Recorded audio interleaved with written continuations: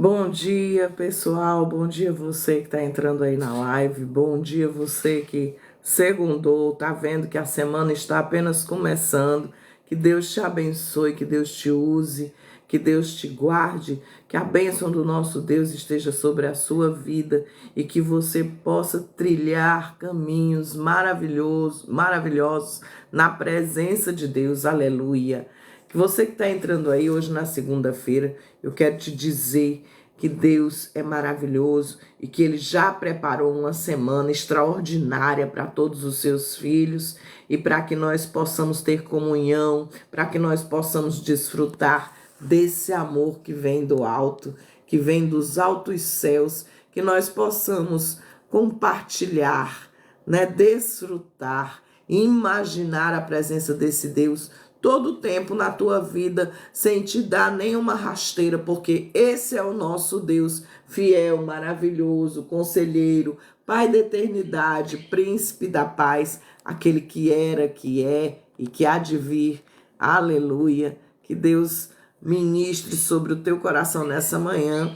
E hoje nós vamos falar de um filho muito trabalhoso, né? Um filho que queria a herança dele antes do tempo, e assim o pai concedeu, né? E ele foi viver como ele queria. Às vezes nós temos tudo dentro de casa, mas nós não estamos satisfeitos com o que nós temos. E aí nós achamos que viver fora de casa vai ser melhor, porque nós vamos ter liberdade para fazer aquilo que a gente quer fazer, para viver como a gente quer viver. E aí a gente acaba descobrindo que essa liberdade é falsa e que bom mesmo é o colinho do papai. Quando a gente está nesse processo de descoberta, aqui não tá bom, eu quero um lugar melhor, eu quero estar com outras pessoas, eu quero conviver com outro tipo de gente, a gente vai nutrindo dentro do nosso coração sentimentos que rejeitam o lugar onde você está. E você acha que o outro lugar vai ser melhor, que é o lugar da oportunidade, é o lugar onde eu vou conhecer pessoas que pensam como eu, pessoas que são livres, que fazem o que querem, porque a gente tem a falsa ideia de que liberdade é fazer o que quer. Liberdade é fazer aquilo que eu quero, do jeito que eu quero, não vai ter ninguém para me censurar, não vai ter ninguém para dizer não faça, não vai ter ninguém para fazer aquilo que me... Como é que eu vou falar para você? Não vai ter ninguém para me obrigar a fazer algo que eu não quero, só que eu quero te dizer que ninguém faz nada obrigado. Você cede em um determinado momento e faz aquilo que te agrada. Os nossos sentimentos causam verdadeiros tumultos dentro do nosso coração quando nós não estamos preparados para aquilo que nós estamos desejando. E aí eu vou falar disso com muita clareza para você agora. Quando nós queremos sair de casa e ir para um novo ambiente, porque em casa não está mais legal, chegou a hora. Será que você está preparado para as adversidades, para as coisas contrárias àquilo que você pensou? Será que você está preparado para resolver problemas sozinho, para poder viver sozinho quando ninguém mais estiver do teu lado? Será que quando a gente quer sair para uma outra eventualidade, viver uma outra experiência, será que nós estamos preparados para enfrentar as nossas necessidades sozinhos? Será que nós estamos preparados para abraçar o novo com as suas dificuldades e limitações? Porque o novo não é só bonança, não é só festa, não é só coisa boa. O novo é o novo. E o novo nos reserva surpresas e nos reserva dificuldades. E para vencer essas dificuldades, nós temos que estar preparados. Bom dia, João. Bom dia, Flávia. Bom dia, Terezinha. Bom dia, serva de Deus, que Deus te abençoe. Bom dia, você que está chegando aí. Valdinho, Fátima, paz do Senhor para vocês. Que Deus abençoe grandemente a vida de vocês e que vocês consigam fluir essa semana na presença de Deus. Luciana, Grace, bom dia. Jennifer, bom dia. Bom dia a todos vocês. Que Deus abençoe cada um de vocês. Em nome de Jesus. E aí, nesse contexto da parábola do filho pródigo, ele conta a parábola cercado de publicanos e pecadores que se reuniram para ouvi-lo. E aí ele já vinha de 3 histórias, e aí ele chega no filho pródigo. E os publicanos, eles eram cobradores de impostos, e eles estavam a serviço do Império Romano. Já os pecadores eram as pessoas marginalizadas e de má reputação na sociedade. Essas pessoas não tinham padrão de vida elevado, nem eram aprovados pelos religiosos, e por isso elas estavam excluídas. Então vamos ouvir Jesus, porque ele veio para esses excluídos. E aí era uma turma, né, bem legal que estava ali cercando Jesus. E aí ele era recomendado pelas pessoas, tipo nós, quando nós estamos indo muito para as comunidades, ó, não vá não, ali é perigoso. Ó, não desça aquela rua sozinha não, é perigoso. Ó, não vá ali para aquele hospital que lá só tem doenças infecto-contagiosas. E aí você vai pregar no meio desse povo, você pode se contaminar. Eram assim os conselhos para Jesus. Você não ande com as pessoas moralmente marginalizadas, nem de má reputação na sociedade. E aí essas pessoas não tinham um padrão de vida, entre aspas, que a sociedade aprovaria, que os líderes religiosos aprovariam. Por isso essas pessoas, elas eram excluídas, né, do convívio da sociedade. Mas Jesus queria conversar com eles. E aí Jesus fazia diferente, ele contrariava todo mundo. A religiosidade hipócrita, a capa de bondade e de santidade, ele repudiava essas coisas. E aí ele não tinha contato, ele mantinha contato com essas pessoas e comia com elas e sentava à mesa com elas. E foi assim que ele encontrou os seus discípulos no meio dessas pessoas simples. Esse tipo de comportamento que Jesus tinha, Carla, bom dia. Esse tipo de comportamento que Jesus tinha escandalizava os fariseus e os doutores da lei. Eles ficavam indignados com muita frequência, porque Jesus ia ao encontro dos pobres e necessitados. E a explicação dessa parábola do filho pródigo, ela é rica em detalhes. Porque o filho pródigo era o filho mais novo. E essa parábola não cita a mãe desse jovem, cita um pai. E ele chega para o pai e diz: olha, eu quero que você me dê a minha parte dessa herança. O pai representava Deus, o filho mais novo, os publicanos e os pecadores. E o mais velho, os escribas e os fariseus.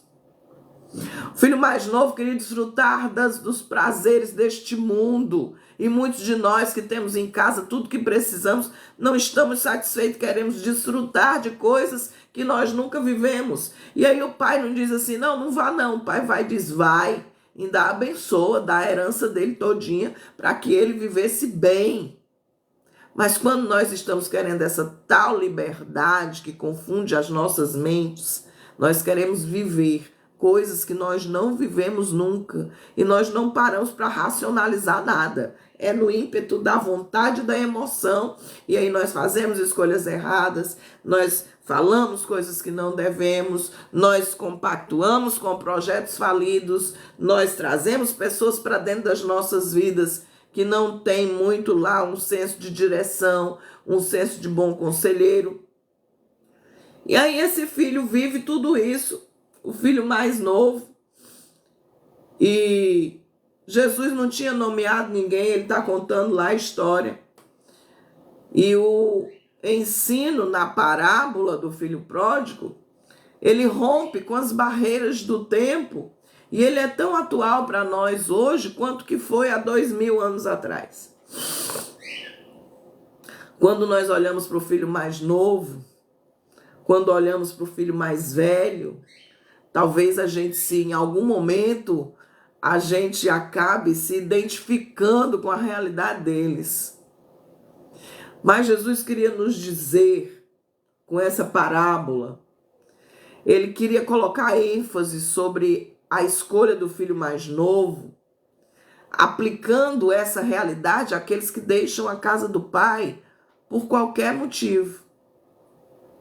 E eu quero começar a semana perguntando a você: por que você deixou a casa do pai? Você que não está mais indo à igreja e dando inúmeras desculpas para não estar lá.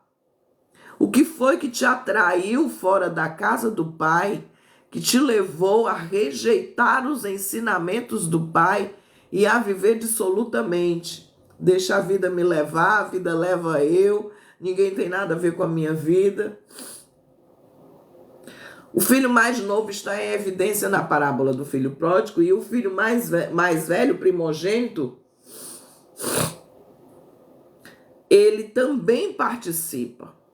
E ele diz: rapaz, eu era obediente, eu nunca tirei nada daqui de casa, eu nunca te desobedeci. Saiba você que você sempre teve direitos, mas você nunca usufruiu desses direitos, porque você, apesar de ser obediente e de estar na casa do pai servindo ao pai, você não se sentia parte da casa do pai. Quando a gente chega na casa dos nossos pais terrenos, a gente abre a porta da geladeira. Você não tinha intimidade, você estava na casa do pai, mas você não tinha intimidade com o pai. O filho mais novo parece que, apesar de meio maluco, ele tinha uma certa intimidade. Ele chegou lá e disse o que ele queria. Olha, eu quero assim, eu não estou legal aqui, eu vou viver uma outra vida. O pai tá certo, vai lá, vive a tua vida. Mas a atitude do filho mais novo de ir-se embora é porque ele queria ser livre. Ele achava que ia conseguir ser livre. Tantos de nós pensamos que longe da igreja, longe da casa dos pais, nós vamos ser livres e ser mais felizes. No versículo 14, nós temos notícia da sua ruína. Ele acabou com tudo que ele tinha, ele gastou, ele era um gastador. Pródigo significa que gasta muito, gastou tudo e começou a passar necessidade, e os amigos que ele achava que tinha foram-se embora. E as pessoas que estavam ali enquanto ele tinha dinheiro foram embora. Nos dias de hoje não é muito diferente, não. Quando você tem muito dinheiro, quando você tem carro, você está lá cercado de pessoas, começa a passar luta, as pessoas começam a se afastar, porque as pessoas têm medo de que você possa explorá-las, possa pedir a troca, possa dizer: olha, eu estou carente, eu estou precisando agora da sua ajuda. E nem todo mundo está disposto a te ajudar. Tem gente que só quer a parte boa. Quando você passa pela luta, ela se afasta. Acha que você vai gastar o que ela tem. O desejo mundano, ele é passageiro, ele é ilusório. Ele leva embora a alegria, ele leva a ruína. Ele traz a solidão. E quando nós estamos assim, nós lembramos da casa do pai. Lá em casa era tão bom, eu comi o que eu queria. O meu pai trata tão bem os empregados e agora eu estou tendo aqui. Ele trouxe à memória o que ele tinha, que ele não valorizava, porque quando a gente não tem nada, a gente acaba valorizando o que a gente tinha. E aí, ele tá lá com os porcos, comendo o que sobrava dos porcos. E aí ele lembra que na casa do pai era bom. Ele deseja comer com os porcos, porque ninguém dava nada a ele. Tu imagina a queda de uma pessoa dessa que tinha tudo, tinha conforto, tinha amor do pai, tinha uma casa para morar, tinha fartura, e aí agora ele vê a realidade. A realidade dele, ele desejar comer as lavagens dos porcos. E aí ele lembra da casa do pai, e ele diz: na casa do meu pai, os funcionários dele são muito bem tratados. Caindo em si, ele diz: quantos trabalhadores de meu pai têm pão com fartura, e eu aqui morrendo de fome. Porque longe da casa do pai tem a necessidade, tem dor longe da casa do pai. Na casa do pai você tem conforto. E aí ele cai em si, se arrepende e toma uma decisão: levantar-me-ei, irei ter com meu pai, lhe direi: pequei contra o céu e diante de ti, já não sou digno de ser chamado teu filho, trata-me como um dos teus trabalhadores. coisa de pai, coisa de gente que tem temperamento bom, que tem coração bom, que ama a Deus, que zela pelos seus. Esse homem de Deus, esse pai, tratava os funcionários dele com decência, com respeito, com dignidade. Aí esse filho se lembra: o meu pai é bom, tem caráter bom, trata as pessoas com dignidade, dá para os funcionários dele alimento bom, faz coisas boas. E aí, nesse momento, ele toma consciência, esse rapaz, e ele já não era mais o mesmo inconsequente. Sabe por quê? Porque a vida traz experiências para nós, para modelar o nosso caráter, nos tornar pessoas melhores. Tem gente que, sinceramente, eu não quero conviver, que não traz nada de especial para mim, uma mensagem de amor, uma mensagem de paz.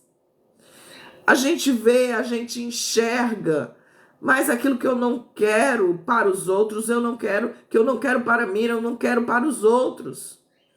E tem momentos que nós temos que tomar decisões. Bom dia, meu amor. Bom dia, Leria. Bom dia, Ana Lúcia. Bom dia, Tião. Deus abençoe vocês. Filomena, Deus te abençoe. Aí ele levanta, toma a decisão. Primeiro ele pensa nas coisas que ele tinha, ele se arrepende, ele toma a decisão e ele decide voltar para casa. E o caminho de volta para casa é o melhor caminho. Quando você diz: ai, como será que está lá o meu pai? Será que ele está me esperando? Como será que ele vai me receber? Só que o pai nunca deixou de esperar o filho, porque o pai ama incondicionalmente. O pai quer cuidar, o pai quer dar carinho, o pai quer dar colo. E aí o texto bíblico diz que ele partiu em direção à sua casa. O filho, quando partiu, quando ele saiu de casa, ele achou que não ia voltar nunca mais. Porque ele tinha tudo que humanamente ele precisava, ele tinha tudo. Mas o pai tinha certeza que na hora que ele estivesse em dificuldade, a necessidade o traria de volta. O pai conhece o filho. Isso fica muito claro na reação do pai. O texto bíblico diz que o pai se compadeceu profundamente e correu para abraçar o filho quando viu o filho voltando. A reação do pai de amor. Ele não se importou com a situação de humilhação. O que importava é que o filho tinha buscado o caminho de volta para casa. Quantos de nós precisamos encontrar o caminho de volta para casa? O pai o abraçou, não olhou as condições em que ele estava, sujo, fedido, rasgado, descalço. A personificação da miséria estava sobre aquela vida, mas o pai olhou para o arrependimento e o acolheu em seus braços e o beijou e o trouxe de volta. Quantos de nós, numa história dessa, agiria como esse pai? O orgulho nos impede de abraçar o outro. A vaidade nos impede de nos submeter às direções dadas por outras pessoas. A arrogância nos impede de ceder mediante as circunstâncias em que eu tenho que ser humilde e contrito de coração e me arrepender das coisas que eu faço. Mas o pai, quando ele vê aquele menino voltando para casa, ele só olha para o arrependimento dele e o acolhe em seus braços. E o pai o beija repetidas vezes, como que dizendo: eu te amo, que bom que você voltou. Eu estava te esperando, eu sabia que você ia voltar. E aí ele abraça, beija, e antes de dizer qualquer coisa, ele diz que é maravilhoso. Essa graça é incompreensível de um pai que quer o filho por perto o tempo inteiro. Aleluia. E o filho diz: pai, eu pequei contra o céu e diante de ti. Já não sou mais digno de ser chamado teu filho. Vendo esse discurso que parecia ensaiado, que a gente às vezes faz, o pai tem uma reação de festa. Trazei-me depressa a melhor roupa, veste esse meu filho, põe um anel no dedo, dando autoridade para ele que estava de volta para cá, de casa para casa. Trazei o melhor novilho, a melhor ovelha, vamos fazer festa, porque esse meu filho estava morto e reviveu, estava perdido e foi achado. O pai queria dar ao filho a importância que ele merecia.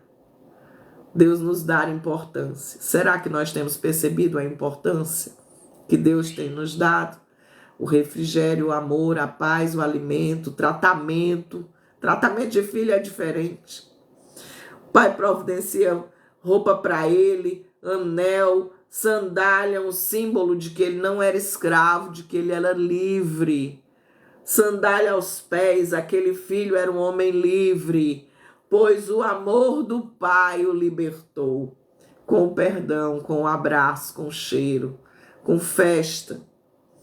O mais especial de tudo é quando ele fala, no versículo 24, ele estava morto e reviveu, estava perdido e foi achado. E eles se alegraram e fizeram festa. Esse é o significado mais importante dessa parábola. Estava morto e reviveu. Quantos filhos estão mortos na casa do pai, precisando desse encontro, desse abraço, desse cheiro? A palavra morto reflete um grau de miséria muito profundo. Morto significa que já estava se decompondo. Morto não toma ação, não decide, não tem razão sobre as suas decisões. O mais profundo estado da falta da graça de Deus é estar morto. Porém, há uma boa notícia que explica a reação daquele pai. Lá em Efésios 2:1 diz assim: Ele vos vivificou, estando vós mortos nos vossos delitos e pecados. Porque o Filho do Homem veio buscar e salvar o que se havia perdido. E eu não vou falar do filho mais velho, não. Eu quero que você pense só nessa atitude de arrependimento, de vida, de transformação, de consciência para o caminho de volta para a casa do Pai. Se você está longe da casa do Pai, volta que Ele está te esperando. E Ele te ama com amor incondicional. Que Deus te abençoe nessa semana. Recebe esse amor e essa graça que vem do nosso Senhor Jesus Cristo, para que nós tenhamos uma vida cheia do amor de Deus. Deus te abençoe, em nome de Jesus. Beijo grande, partiu o trabalho. Boa semana, tem feriado nessa semana. Deus te abençoe grandemente e vamos viver esse dia maravilhoso, cheio de paz, de graça, de verdade e da bondade de um Deus que nunca falha. Deus te abençoe. Bom dia, um cheiro no coração, em nome de Jesus. Amém.